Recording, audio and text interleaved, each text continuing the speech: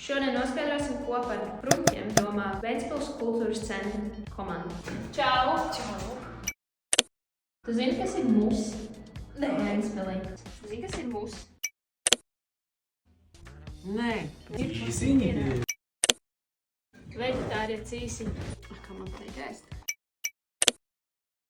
Un ja vēl veselīgi. Tā nav zivs. Tā nav zivs. Kukurūza. Nē. Nu ir tā kukurūza. Tā kukurūza. Interesanti.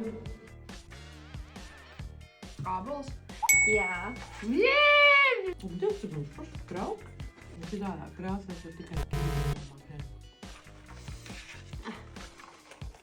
Smaržo pēc ābola. Spirulīna. Jā! Wow!